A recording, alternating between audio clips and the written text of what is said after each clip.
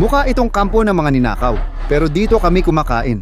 Unang trabaho ni Hulk, 20 na agad. Bago pa ang truck na to, ako nagmaneho mula Tao Industries kagabi. Wala pang sticker. Akin ang sticker. Susubukan ko agad ang truck dito. Sira na ang excavator natin at wala nang laman. Delikadong trabaho sa Los Angeles. Pero ibig kong sabihin, lehitimo sila. Nandoon ang numero nila sa gilid ng excavator at pati na rin sa truck. Tingnan natin. Ang pinakamagandang paraan para gawin ito ay ibobom ko palabas sa ibabaw ng bakod, itataas ko itong makina. Paikutin ko ito sa likod ng bakod.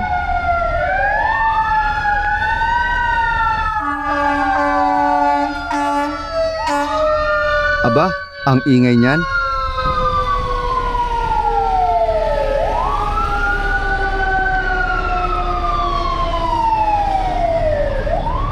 Medyo kaduda-duda, di ba? Akala ko mga palaboy lang kayo, pero kayo pala yun. Isa sa inyo pa ang nakahuli sa akin.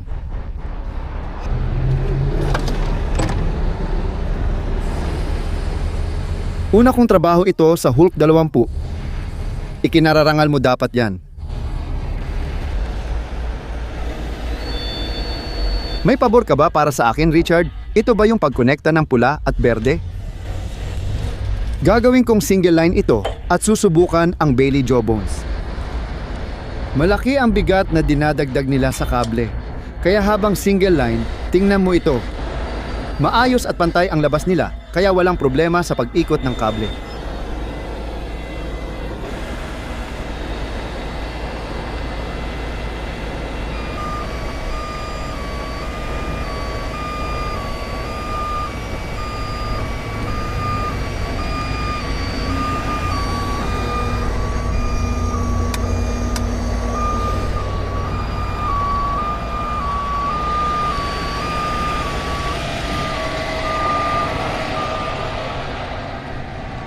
Kamusta?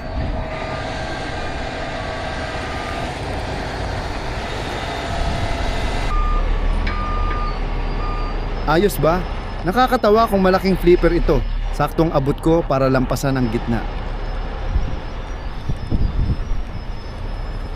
May madali akong puntos ng pag-angat. Oo, madali lang itong buhatin.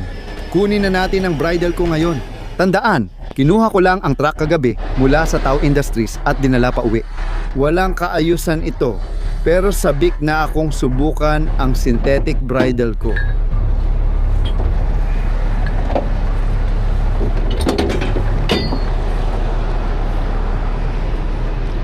Yun ang fox mo! Sabihin na natin ganun, lalabas dito si Ray, kailangan niya ako doon! Lumipad na. Tama, talon.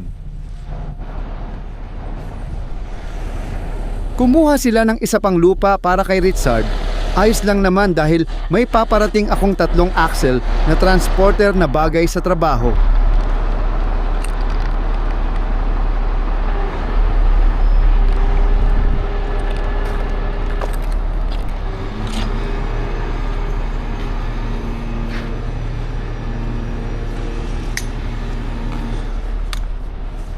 Ang galing ng makinang ito, laki ng naitulong sa trabaho. Ang lupet!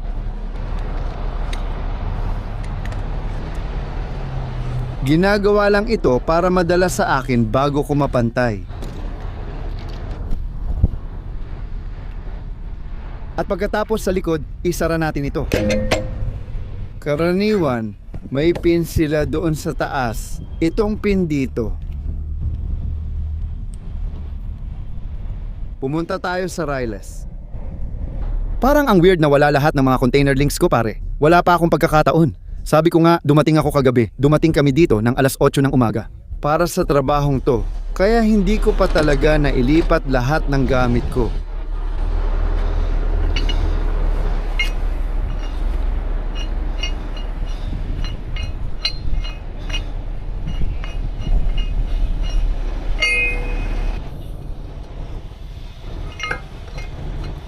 Mapagkakatiwalaan, maganda, pulang shackle.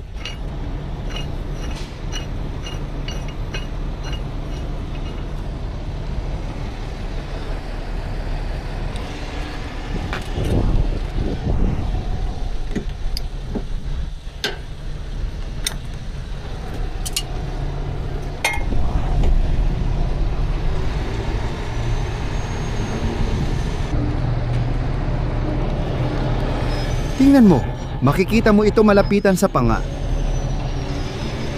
Mas pinadali nitong ilabas ang kable.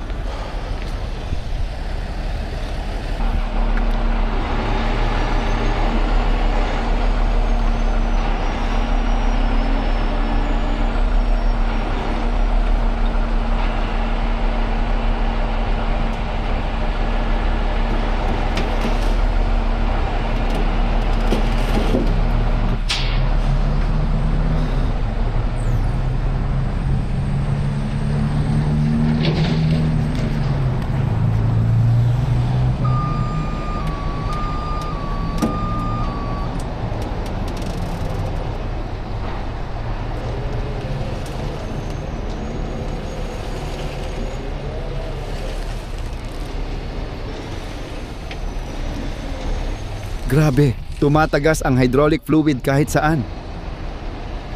Ang dumi niya.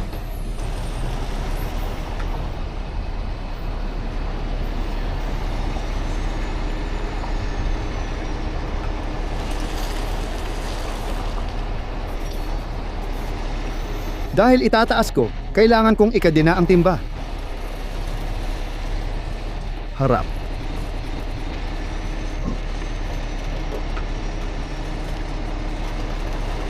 Oh. Malapit na maging maganda. Pwede pang dagdagan ang pulang set.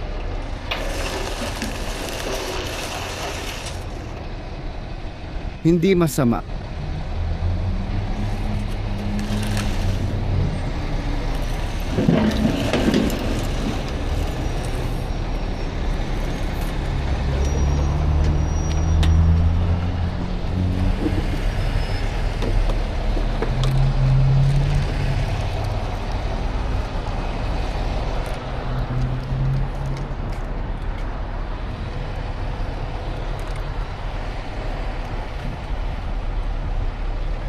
Pwede ko itong ilagay sa truck ko. Oh, pwede ko itong ilagay sa truck mo gamit ang truck ko. Oo, kasi ang ibig kong sabihin. Anong ginawa nila? Pinuputol ba nila ang mga hose? Oo, kaya may mga butas, di ba? Kailangan ko itong itali kasi kapag inangat ko, siguradong babagsak. Oo. Oo, paulit-ulit kong binanggit ang hose na yan, tapos kumuha pa sila ng butas dito. Ayos yan. Siguro yun na ang huling beses na malobat ako. May bluety ako sa loob pero di pa nakaset up. Wala pa akong nakakabit, kaya mula ngayon malaking ginhawa na yon para sa akin.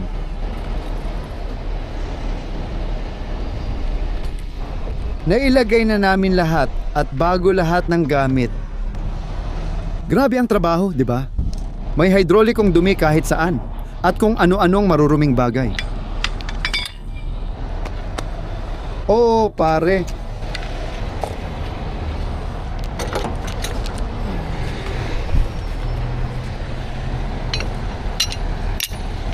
Naglagay lang kami ng konting tensyon.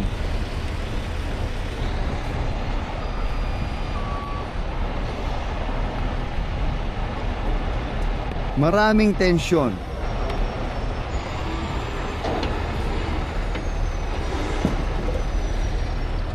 Sa side na ito.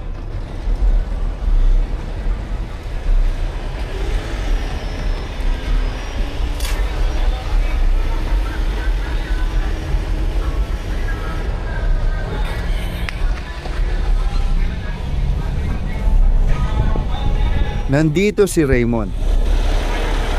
Aangat ko ito at iaabot sa'yo. Sige. Pinutol nila ang hydrauliko, kaya kinadena ko na lang.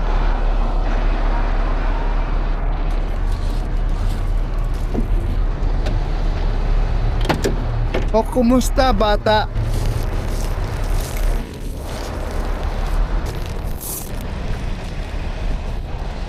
Gusto mo ba ang bagong rotator? Oh, ayos naman.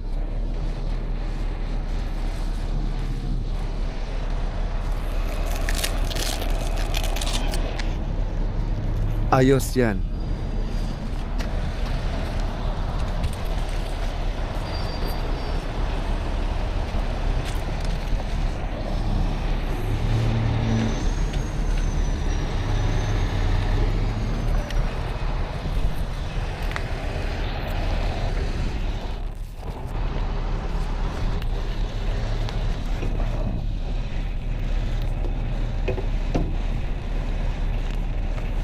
Tama baby, magiging maganda to. Isa pa sa kabila.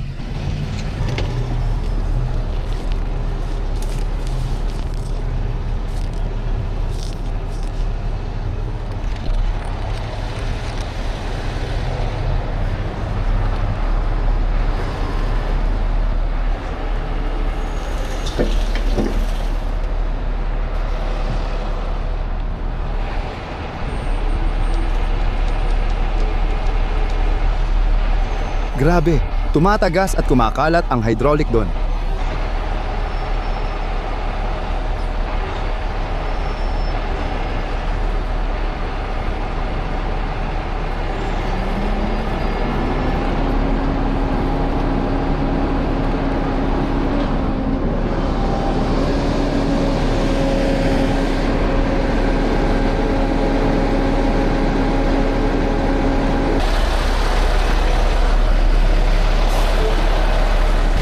Mas maganda to kaysa kay Lando kasi hindi makakapasok dito si Lando.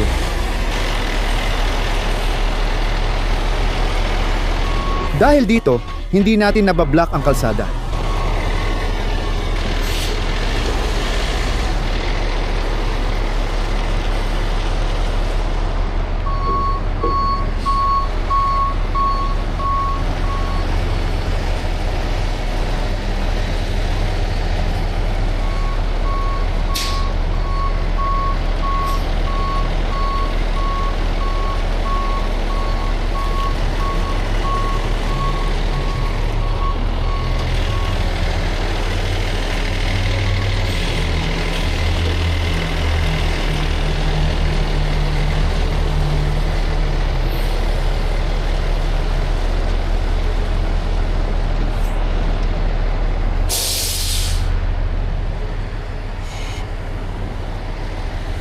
Sige Raymond, kailangan kong humiram ng kadena. Kailangan kong humiram ng mga kadena para ilagay sa boom hanggang sa ilalim para hindi ito bumukas. Sige. Bigyan mo ako ng isa Raymond at ilalagay ko dito, dito at dito.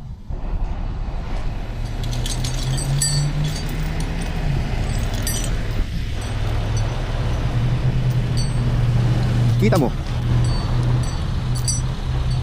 Pagkatapos dito rin.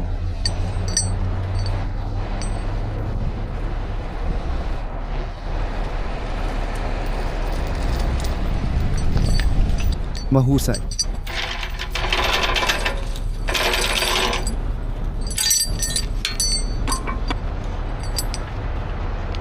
Oo.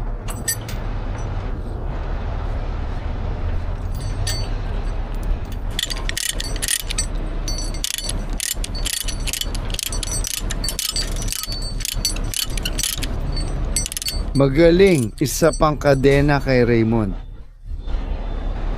Para magustuhan ang pin. Para maiwasan itong magalaw at pumasok labas. Talagang maluwag na maluwag.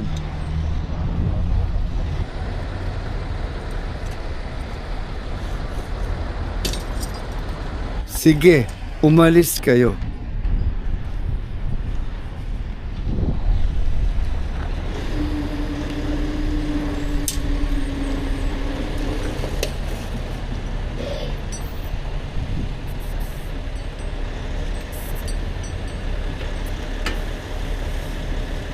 Ay, sira na to.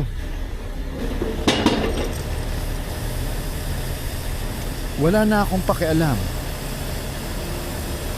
Wala akong pakialam. Aakyat ka pa rin kahit ano mangyari. Ayusin ko ito. Ilalagay sa kama ni Raymond. Tapos pwede na nating paglaruan. Madalas nilang dinadaluyan ng dugo bago ako dumating.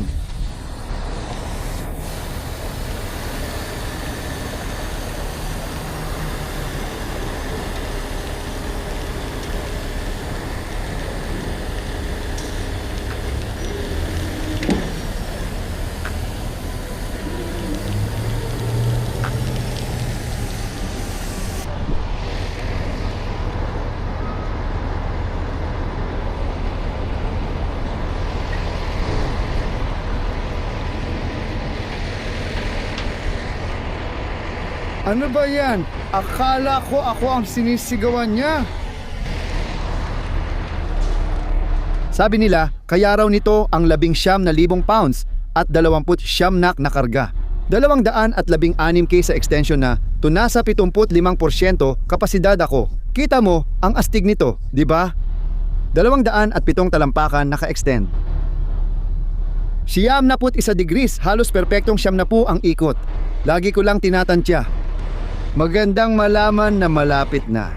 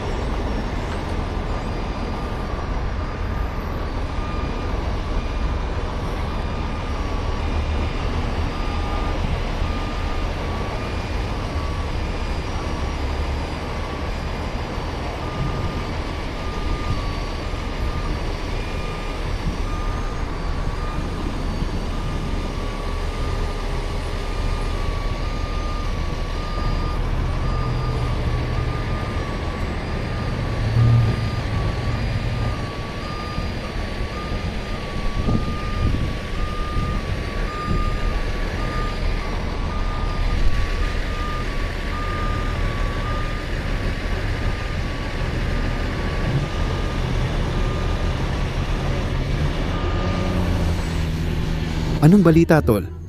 Kuninin mo ako. Pangalawang tao na yan dito na nakakilala sa akin. Sabi nung lalaki, Instagram daw. Sabi niya, YouTube.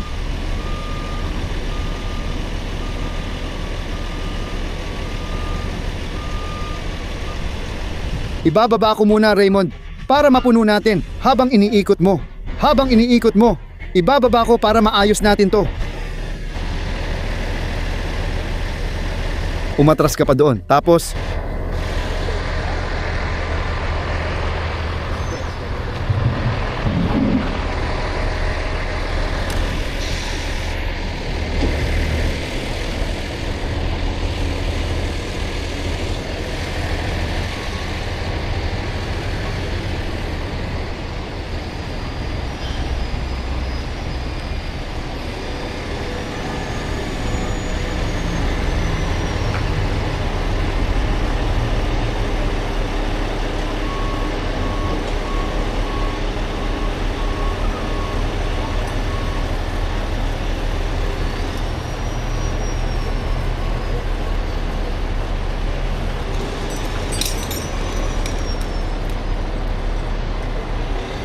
tumama na.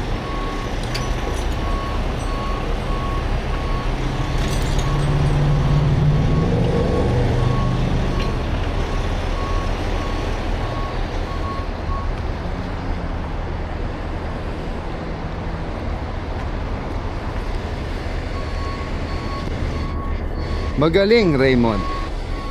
Diyos ko, pumalya ako. Ayos ka ba? Oh, matindi yung tama ko. Ayos ka lang? Oo, matibay ako. Tingnan mo pulsuhan ko. Galing to sa itaas ng sakong. Nasugatan mo sarili mo sa itaas ng gate. Oo nga. May first aid kit ako sa truck. Gusto mo ng band-aid? Oo, sigurado ka. May first aid kit ako. Kung kailangan mo, alam mo na kung saan ako.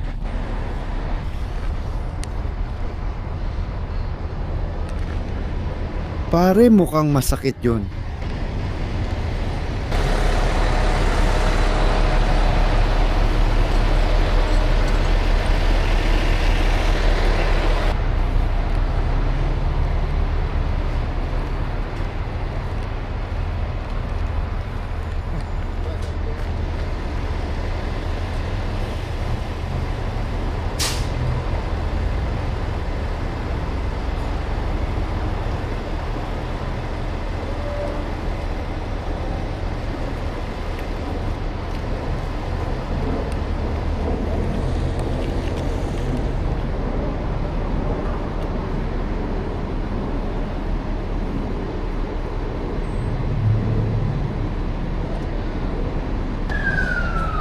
Grabe ang weird. Mas grabe pala ang tinamo ng lalaking yun kaysa sa inaakala ko.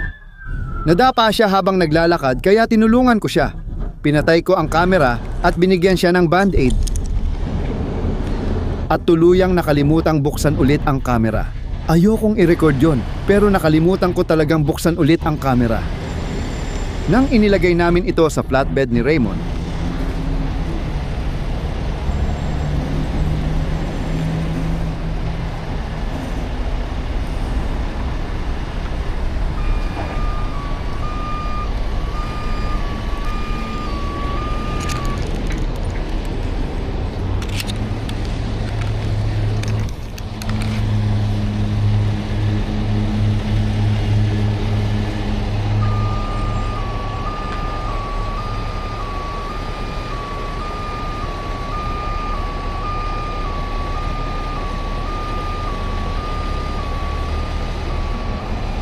kukunin ko lang guwantes ko. Kawawa naman siya, pare.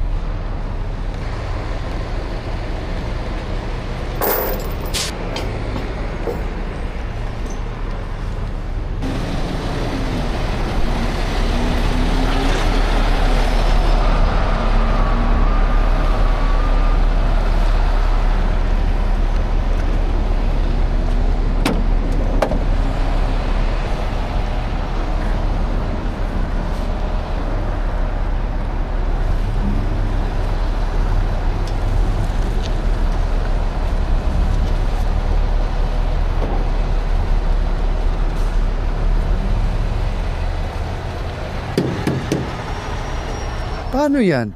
Baka mabutas ang gulong. Hindi, oo.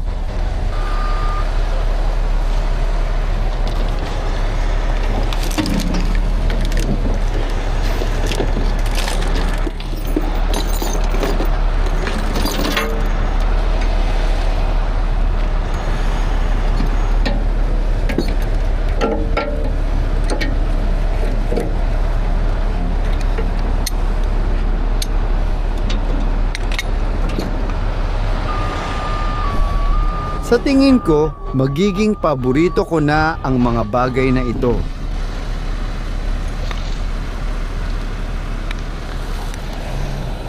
Balik sa toolbox na.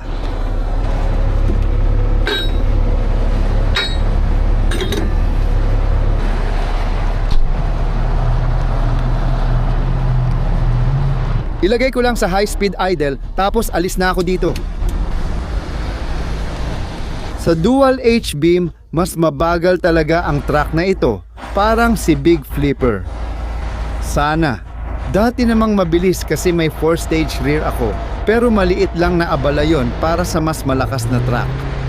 Lagyan na lang ng kahoy sa ilalim at ilagay ang timba sa truck ng tao.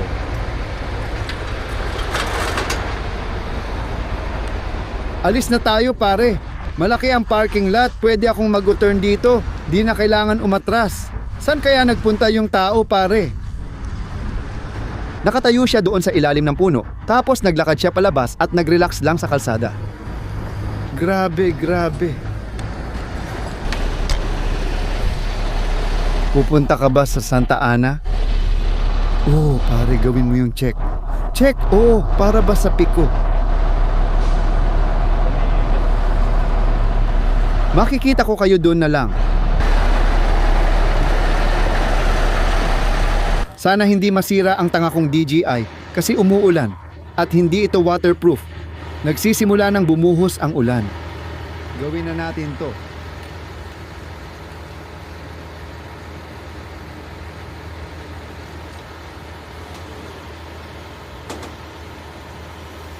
Iikot muna ito. Ginagawa ko yan dahil may dahilan. Makikita mo rin mamaya. Ayan na.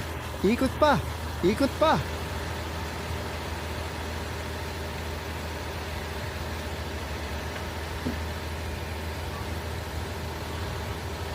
Sabi ko na sa'yo, Raymond.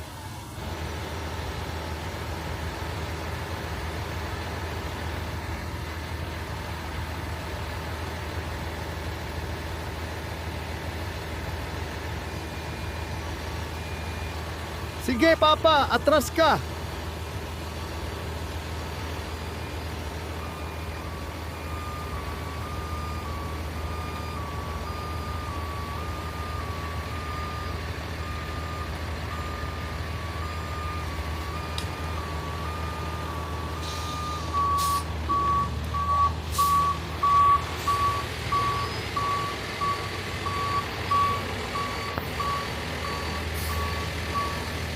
Maganda, Raymond.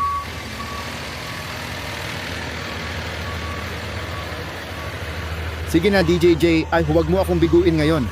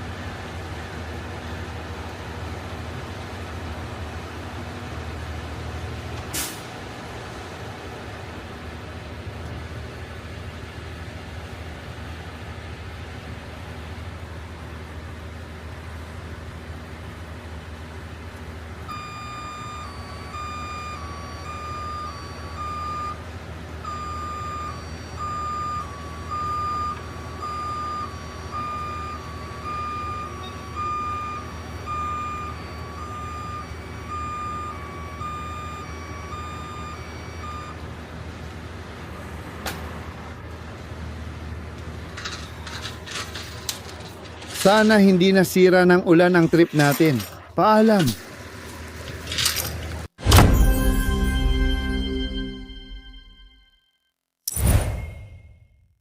Iyon ang unang trabaho sa Hulk 20, mabuti na lang, hindi ito delikado gaya ng mabigat na buhat o pagtaob, pero tumalon na si Alex sa isa pang trabaho. Kaya kinuha ko na ang pagkakataon na gamitin ang Hulk 20 dito para masubukan ito at sobrang ganda ng performance niya. Medyo kakaiba lang ang trabaho, kakaiba rin ang paligid, maliit lang ang parking area. Mukha siyang ninakaw pero lahat naman ay gumana ng maayos. Dinala rin namin ito sa dealer at kung iisipin kung may babaguhin man ako sa mga ginawa ko noon. Nung una kong hinila, napansin kong may putol ang hydraulic lance sa harap ng knuckle. Karaniwan, kapag nakalock ang ganito, pwede mo i-bleed hanggang matuyo para magalaw papasok at palabas. May iba't ibang bagay na pwedeng i-bleed. Mali ko. Nakalimutan ko tawag doon, parte ng scraper. Di ko alam sira na pala at gumagalaw pataas baba. Kaya, nung gumamit ako ng kadena para itali pabalik sa sarili nito, nung tinaas ko siya, hindi ko rin alam na yung boom. Yung buong boom pala, bababa rin, kaya bumagsak na lang yung bagay na yon at nagbitin. Kaya nung nakita kong nakabitin siya, di ako nag-alala kasi alam kong pag inikot at ibinaba ko, magle-level lang siya. Pwede rin naming itali ulit, kaya ginawa ko yun. Sana ito na ang huling beses na magkaproblema ako sa baterya. Kaya kay Hulk 20 kung sinusundan nyo ako sa live, Instagram o saan man. Nilagay ko ang Bluetti ko sa loob nito sa ilalim ng sleeper. Bumili ako ng Bluetti 200 watt solar panel system na inilalagay sa ibabaw kung saan dapat ilalagay ang pangalawang pylon. Kaya hindi na namin kinuha yon. May espasyo ako doon kaya kumuha ako ng Starlink para sa mabilis na internet at 4K webcam para mas maraming live streaming. Sa mga malalaking Rex, pwede kong ilagay gamit ko. Pwede kayong manood mula umpisa hanggang dulo, lalo na kung ayaw nyong maghintay ng finished product sa YouTube. Bumili pa ako ng bagong MacBook 14-inch M5 na talagang para sa truck. Doon lang talaga yon mananatili. Buong oras, may 27-inch na monitor sa likod, magiging sobrang astig ng truck. Hindi pa kayo nakakakita ng wrecker, ng rotator, na ganito. Ayokong tawaging semi, kasi may mga semi na parang apartment na, may 60-inch sleeper. Ang astig dito, di ito tulad ng mga truck na puro kromo at pang-award show lang. Gagamitin ko talaga yung truck sa mabibigat at walang kwentang trabaho, magtitim kami ni Alex sa may hirap na gawain at gagawa rin ako ng solo tasks. Nagamit ko na yon ng patamingkong beses, ayos ang takbo at masaya ako sa progreso. Ngayon, Biyernes ng hating gabi na. Sa Lunes, sasabihin kong meron na ako. Nakausap ko na halos lahat ng rap sa sukal at may ilan na akong disenyo. Dapat kumpleto na lahat ng disenyo sa Lunes. Dadaanan ko lahat at pipiliin ang mananalo. Sobrang excited ako. May ilan akong paborito, pero mahirap talaga. Si Hulk 10 ang nagpasikat sa channel na to at dahilan kung bakit ako sumikat mula daan-daang subscribers hanggang halos 300,000 pati sa iba kong social media. Kaya mahirap talagang pumili ng rap. Para kasing ito ang pinakakapansin-pansing parte ng truck kapag una mo siyang nakita. At kung makikita nyo, nandito ang maliit kong print station para mag-print ng mga label ko para sa mga kalendaryo. Tapos na ang run, salamat sa lahat ng bumili. Sana magustuhan nyo ang mga kalendaryo. Mayroon akong 11 personal na Hulk edition sa bahay at 20 na itinago sa opisina ng tatay ko para sa regular na pepes. Namigay na kami ng sapat at nabenta na yung iba, kaya aalisin ko muna sila sa website kapag naubos. Dahil mabilis ang bentahan, tingin ko mauubos na ang personal kong stock ngayong linggo. Isa ka na lang sa huling 10 makakakuha ng kalendaryo, kaya pinaikli ko na itong mensahe. Kita-kits tayo sa susunod at hindi na ako makapaghintay na ipakita sa inyo si Hulk 20 very soon. Lakad-lakad lang, payapa.